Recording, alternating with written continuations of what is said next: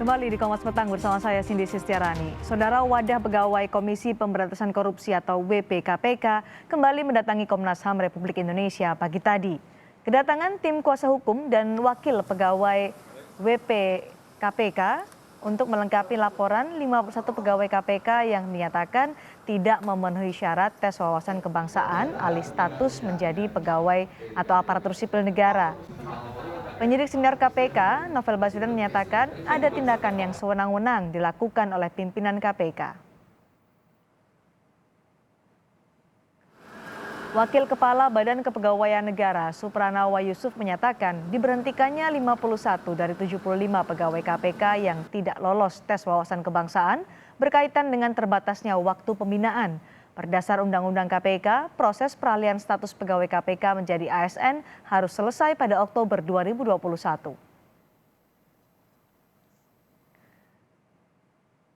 Kita akan mengulasnya bersama dengan tenaga ahli utama Kantor Staf Presiden Ali Muchtar Ngabalin dan Ketua YLBHI Bidang Advokasi Muhammad Isnur. Selamat sore Pak Ngabalin, Mas Isnur. Selamat sore Mbak Cindy. Terima kasih. Terima kasih sudah bergabung bersama kami di Kompas Petang. Mas Isnur, hari ini wadah pegawai KPK membawa bukti-bukti baru terkait dengan diberhentikannya 51 pegawai KPK yang tidak lolos tes wawasan kebangsaan. Bukti-bukti baru apa yang dibawa ke Komnas HAM hari ini? Ya, karena kemarin kan pas laporan itu data-data awal ya. Nah, hari ini data-data lengkap. Misal ditanya mereka SK sebagai pegawai tetapnya apa. Terus peraturan-peraturan yang mendukung itu apa. Terus termasuk kisah-kisah yang mereka alami seperti apa. Jadi kami tadi sekitar menyerahkan 556 halaman dokumen ke Komnas HAM. Pelanggaran HAM-nya apa, Mas? Tapi tidak menyangkut perkara, kayak itu rahasia penyidik ya. Jadi terkait dengan administrasi mereka sebagai pegawai. Baik. Kalau menurut YLBHI, apa yang melanggar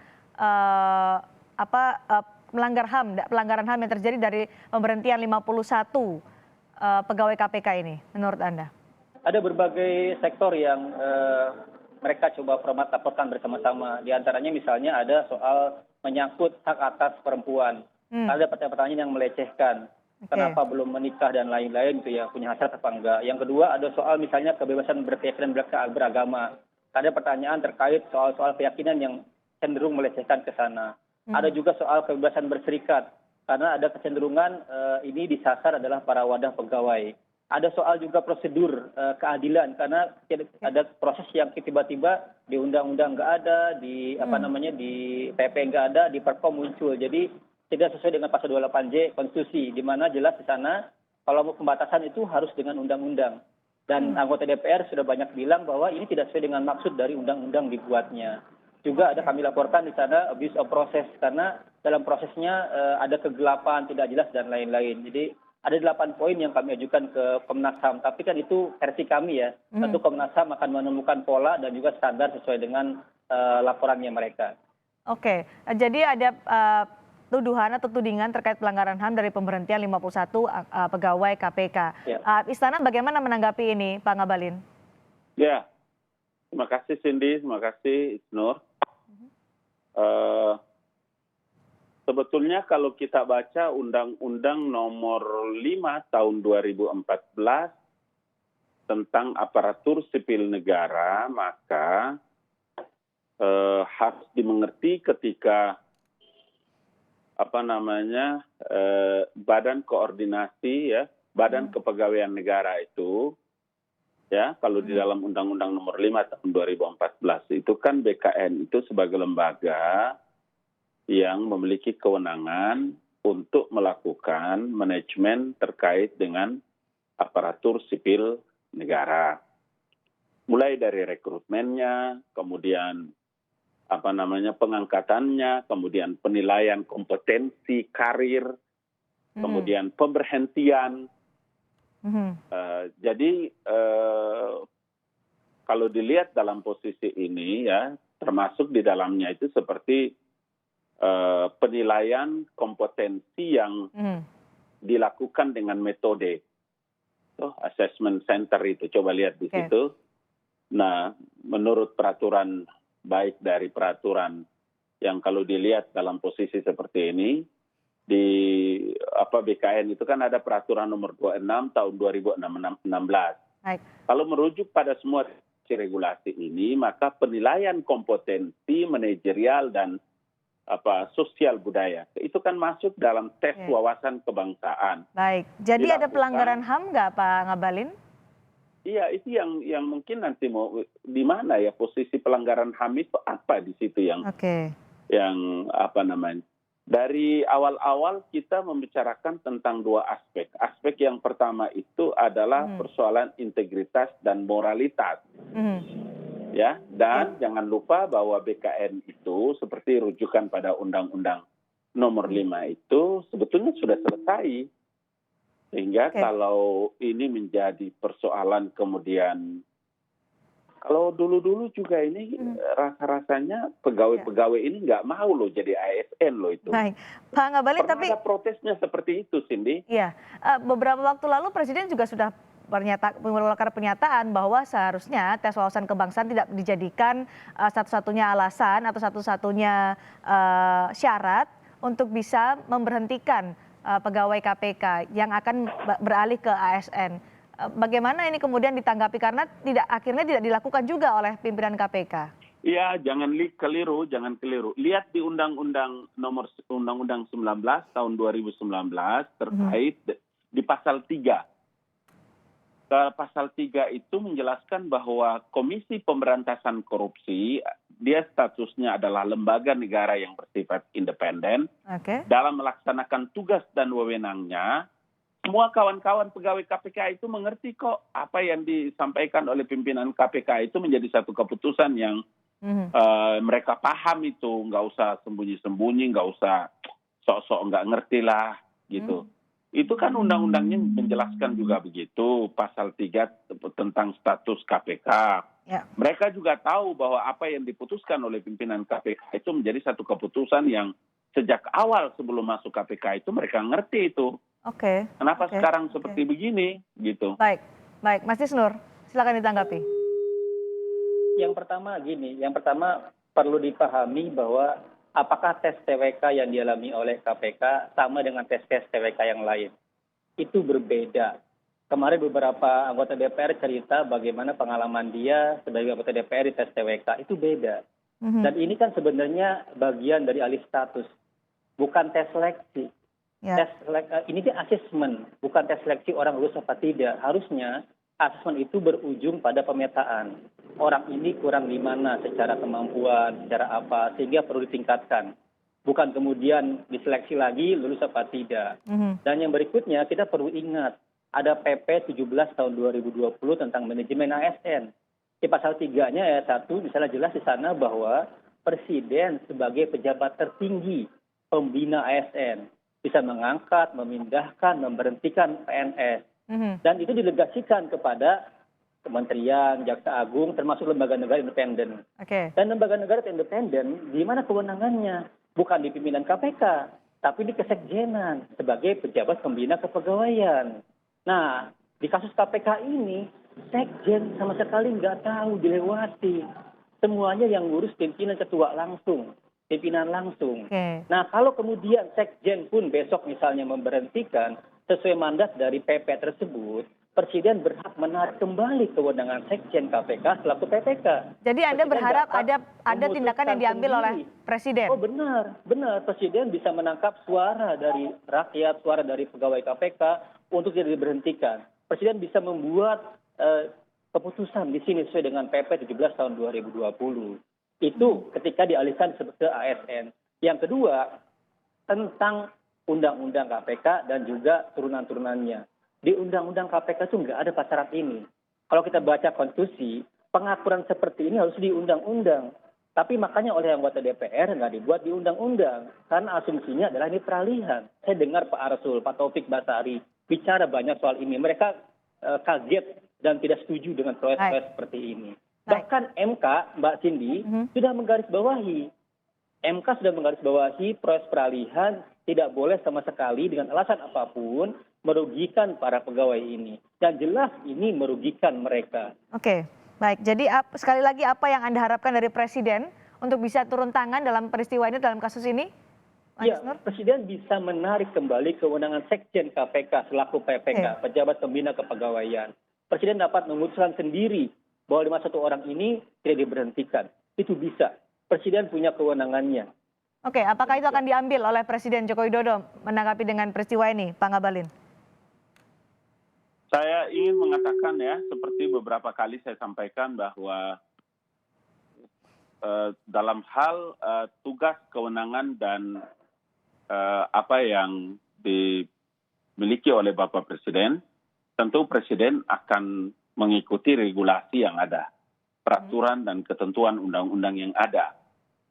Saya mau katakan bahwa ketika kita bicara tentang Undang-Undang Nomor 19 Tahun 2019, kemudian Peraturan Pemerintah Nomor 41 Tahun 2020, termasuk dengan peraturan internal, peraturan KPK Nomor 1, saya juga ingin mengatakan bahwa asesmen ini dilakukan dengan berdasarkan pada peraturan Badan Kepegawaian Nasional Nomor 26 Tahun 2016. Itu asesmennya yang terkait dengan masalah apa? Manajerial dan sosial budaya. Itulah yang kita kenal dengan apa yang disebut dengan tes wawasan kebangsaan. Baik. Saya pernah mengalami hal yang sama pada waktu saya DPR RI. Oke, Pak Ngabalin. Jadi pertanyaannya adalah apakah Presiden akan mengambil langkah seperti yang diharapkan oleh Mas Isnur dari YLBHI bahwa Presiden bisa menarik kembali hak dari Sekjen, kemudian juga memutuskan untuk tidak memecat 51 orang itu. Akankah itu diambil tindakan itu atau kewenangan itu? Saya mau bilang bahwa pasti Presiden akan melihat pada keputusan regulasi-regulasi yang ada. Ya, karena itu maka saya percaya dan semua orang tahu bahwa dalam status dan kedudukan KPK sebagai lembaga negara yang sifatnya independen. Baca pada ketentuan-ketentuan itu sehingga tidak mungkin Presiden akan bisa menabrak dan mengambil satu keputusan yang bertentangan dengan ketentuan regulasi yang ada. Oke, belum tentu Presiden bisa mengambil keputusan seperti yang Anda harapkan, Mas Isnur. Ya, tadi kan saya sarankan ke Pak Ngabalin sebagai bagian dari kantor Presiden ya. Baca Undang-Undang ASN penting. Tadi kan dikutip sebagai dalil untuk diskusi kita sore ini. Tapi saya kasih tahu, Undang-Undang itu ada PP-nya tentang manajemennya, PP 17 tahun 2020. Jadi Pak Presiden juga terikat oleh PP ini. Gunakanlah kewenangan ini dengan baik, berani, dan juga kira-kira tepat. Kami mendukung Pak Presiden. Kami berterima kasih Pak Presiden sudah memberikan pidato yang jelas kemarin, yang jernih kemarin. Dan kami harapkan, kami mendukung Pak Jokowi untuk menjaga marwah Presiden supaya didengarkan oleh anak buahnya. Nah kami menghargai ini, kami berterima kasih kepada Pak Jokowi. Dan Pak Ngabalin, mohon sampaikan salam kami, mohon sampaikan pesan kami kepada Presiden. Terima kasih. Jadi Mas Isnur, apa yang dilakukan oleh Presiden sampai saat ini belum memuaskan bagi Mas Isnur dan juga bagi... Kami sedang menunggu. Kan Pak Presiden sudah ngasih arahan, sudah ngasih pidato sangat jernih, bagus. Masih kurang menurut Anda? Kami mendorong Pak Jokowi konsisten dengan arahan tersebut. Saya yakin Pak Jokowi punya pertimbangan, mendengar sana-sini. Pak Ngabalin pun bagian dari orang yang selama ini juga mengawasi dan lain-lain. Melalui forum ini, masyarakat dan Republik mendengarkan, mengawasi semuanya dengan mudah kok memahami apa perintah Pak Jokowi. Jadi tidak kita berdebat atau mencoba-coba mengalihkan arahan Pak Jokowi kemana-mana. Oke, Bang Ngabalin. Ya, kalau peraturan pemerintah yang tadi disebutkan Mas Isnu itu juga terkait dengan penilaian kompetensi dan manajerial. Arahan dan apa yang disampaikan juga oleh Bapak Presiden itu adalah kalau boleh berpendapat, kalau boleh berpandangan, itu kalimat jelas Presiden. Bahwa pelaksanaan terkait dengan hal-hal yang berkaitan dengan kompetensi ada di situ. Saya sejak awal juga di Kompas TV saya pernah bilang.